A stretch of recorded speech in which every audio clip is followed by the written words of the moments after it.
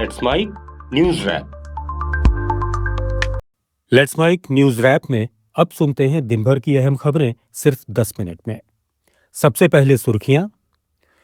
राष्ट्रपति पुतिन के दौरे का दूसरा दिन, भारत रूस का सारा फोकस ट्रेड, डिफेंस और एनर्जी पर। इंडिगो मामले में डीजीसीए आया बैकफुट पर, वीकली रेस्ट और छुट्टियों को अलग मानने वाला नियम वापस लिया। और कब शुरू होगा पचपदरा में रिफाइनरी में उत्पादन, अशोक गहलोत ने पूछा, लागत भी स्पष्ट करे सरकार। और अब समाचार विस्तार से। रूस के राष्ट्रपति व्लादिमीर पुतिन भारत के दौरे के दूसरे दिन विभिन्न कार्यक्रमों में शामिल हुए। पुतिन और पीएम मोदी ने 23वें भारत रूस शिखर सम्मेलन में हिस्सा लिया।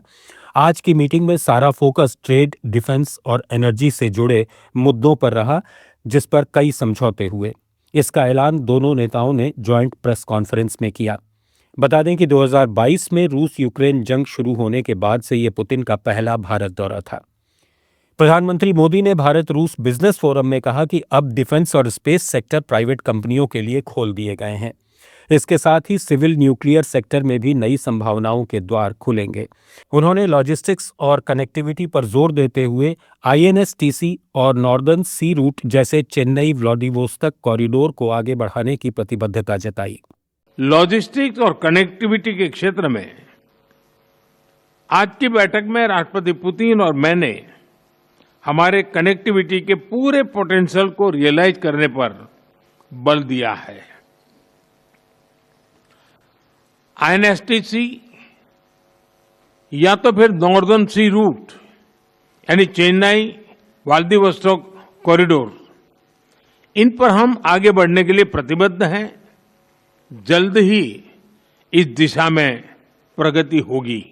फोरम में रूस के राष्ट्रपति व्लादिमीर पुतिन ने कहा कि रूसी प्रतिनिधिमंडल सिर्फ एनर्जी क्षेत्र और तेल गैस सप्लाई के कॉन्ट्रैक्ट साइन करने के लिए नहीं आया है। पुतिन ने बताया कि रूस चाहता है कि भारत के साथ कई अलग अलग क्षेत्रों में संबंध विकसित हों। उन्होंने कहा कि प्रधानमंत्री मोदी ने भी प्राइवेट बातचीत में जोर दिया कि भारत में कई बड़े और बढ़ते हुए अवसर हैं, लेकिन उनका पूरी तरह इस्तेमाल नहीं हुआ। यही कारण है कि इस फोरम का आयोजन किया गया।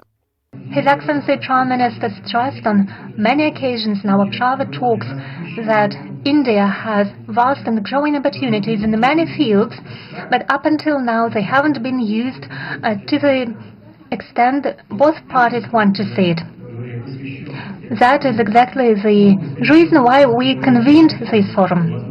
I'm speaking frankly. First and foremost, it focuses on the opportunities of the Indian economy, and we want to familiarize our economic operators with these opportunities so that both parties can satisfy the needs of each other. It is essential since those are solid and multifaceted ties between Russian and Indian businesses that are one of the main pillars of special and privileged strategic partnership of our country. देश की सबसे बड़ी airline Indigo की flights cancel होने के बाद DGCA back foot पर आ गया है। डीजीसीए ने इंडिगो और अन्य एयरलाइंस को 10 फरवरी 2026 तक अस्थायी राहत दी है। वीकली रेस्ट और छुट्टियों को अलग मानने वाला नियम वापस ले लिया गया है। अब पायलट और क्रू हर हफ्ते 36 घंटे लगातार आराम कर सकेंगे। इस राहत से इंडिगो की फ्लाइट ऑपरेशंस सामान्य होने की उम्मीद है। रात की ड्यूटी में छूट, साप्ताहिक आराम और छुट्टी जोड़ी जा सकेंगी। उड़ानों में व्यवधान कम होगा, लेकिन क्रू के पर्याप्त आराम पर नजर रखना जरूरी है। डीजीसीए ने नए एफडीटीएल नियम क्रू की थकान कम करने और सुरक्षा बढ़ाने के लिए लागू किए थे। इंडिगो के पास 434 विमान और रोजाना 2300 से ज्यादा उड़ानें हैं। देश की 60% घरेलू उड़ानें इसी एयरलाइन के पास हैं। स्टाफ की कमी और नए नियमों के कारण पिछले दिनों 1200 से ज्यादा फ्लाइट्स रद्द हुई थीं। डीजीसीए की अस्थायी राहत से फ्लाइट संचालन में सुधार होगा, लेकिन पायलट और क्रू की थकान पर सतर्क नजर रखी जाएगी। इससे पहले ये मुद्दा राज्यसभा में भी उठा। विपक्ष ने इंडिगो एयरलाइन में स्टाफ की कमी के कारण फ्लाइट ऑपरेशन ठप होने पर हंगामा किया। संसदीय कार्य मंत्री किरेन रिजिजू ने बताया कि नागरिक उड्डयन मंत्री राममोहन नायडू हालात की समीक्षा कर रहे हैं और केंद्र मदद के विकल्पों का आकलन कर रहा है। राहुल गांधी ने भी कहा कि इंडिगो की विफलता सरकार की मोनोपोली पॉलिसी की कीमत है। प्रियंका गांधी ने कहा कि इंडिगो की समस्या सरकार के मोनोपोली मॉडल के कारण हुई है, जो अर्थव्यवस्था और लोकतंत्र के लिए ठीक नहीं है। हम सब जानते हैं कि पूरे देश में ज्यादातर चीजें कुछ ही लोगों के हाथ में हैं और ये सरकार इसे बढ़ावा दे रही है। राजस्थान के पूर्व मुख्यमंत्री अशोक गहलोत ने पचपदरा रिफाइनरी को लेकर राज्य सरकार पर सवाल उठाए हैं। उन्होंने एक्स पर कहा कि रिफाइनरी के साथ पेट्रोजोन में निवेशकों को भूखंड आवंटित करना अच्छा कदम है, लेकिन मुख्य सवाल यह है कि रिफाइनरी में उत्पादन कब शुरू होगा। गहलोत ने याद दिलाया कि कांग्रेस सरकार के समय 2023 में रिफाइनरी प्रशासन ने 31 दिसंबर 2024 तक उत्पादन शुरू करने का वादा किया था।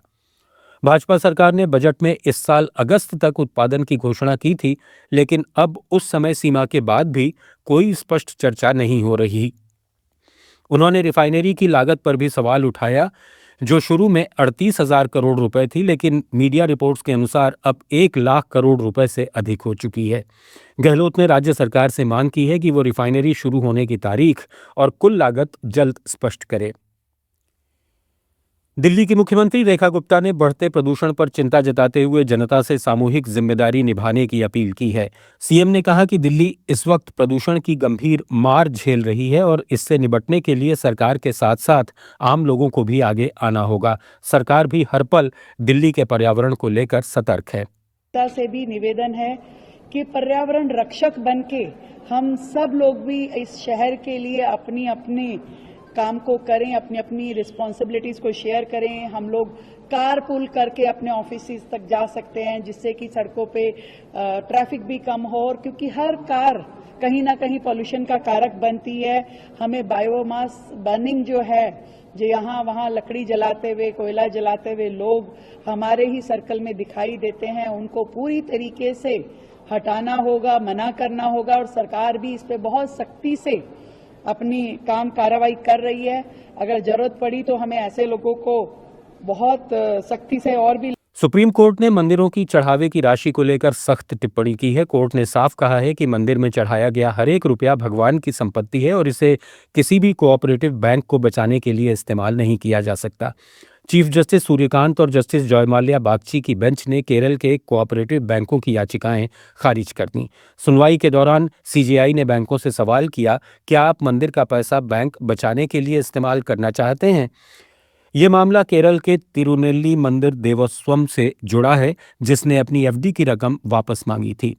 बैंकों के इनकार के बाद मामला हाईकोर्ट पहुंचा। हाईकोर्ट ने 2 महीने में पूरी राशि लौटाने का आदेश दिया था, जिसे सुप्रीम कोर्ट ने बरकरार रखा। कोर्ट ने यह भी कहा कि मंदिर का धन सुरक्षित राष्ट्रीयकृत बैंक में रखा जाना चाहिए। भारतीय रिजर्व बैंक ने रुपए में गिरावट की चिंताओं के बीच ब्याज दरों में 25 आधार अंकों की कटौती करके रेपो रेट को 5.25% कर दिया है। इससे कर्ज सस्ता होने की उम्मीद है, जिसमें घर, वाहन और व्यावसायिक ऋण शामिल हैं। आरबीआई गवर्नर संजय मल्होत्रा ने कहा कि खुदरा मुद्रास्फीति में कमी से अर्थव्यवस्था को मजबूती मिलने की संभावना बढ़ी है। मौजूदा वित्त वर्ष के लिए जीडीपी वृद्धि अनुमान 6.8 से बढ़ाकर 7.3% और मुद्रास्फीति अनुमान 2.6 से घटाकर 2% कर दिया गया है। गवर्नर ने बताया कि भारत का विदेशी मुद्रा भंडार 686 अरब डॉलर पर है, जो 11 महीनों के आयात के लिए पर्याप्त है। गवर्नर मल्होत्रा ने यह भी बताया कि रिजर्व बैंक ने सिस्टम में और टिकाऊ लिक्विडिटी डालने के लिए इस महीने 1 लाख करोड़ रुपए की सरकारी सिक्योरिटीज की ओपन मार्केट ऑपरेशंस खरीद और $5 बिलियन का 3 साल का डॉलर रुपया 22 सेल स्वैप करने का फैसला किया है। भारतीय शेयर बाजार में शुक्रवार को रिजर्व बैंक की ब्याज दरों में कटौती के फैसले के बाद जोरदार तेजी आई। बीएसई सेंसेक्स 447 अंक यानी 0.52% चढ़कर 85,712 पर बंद हुआ, जबकि एनएसई निफ्टी 153 अंक यानी 0.59% की बढ़त के साथ 26,186 के स्तर पर पहुंच गया। आरबीआई की मौद्रिक नीति से निवेशकों का उत्साह लौटा और बाजार हरे निशान पर रहा। दूसरी ओर रुपया अमेरिकी डॉलर के मुकाबले 10 पैसे कमजोर होकर 89.99 पर बंद हुआ। न्यूज रैप में फिलहाल इतना ही। बने रहिए लेट्स माइक के साथ। आप सुन रहे थे let's mic more than radio. Follow कीजिए हमें हमारे सोशल मीडिया प्लेटफॉर्म्स पर।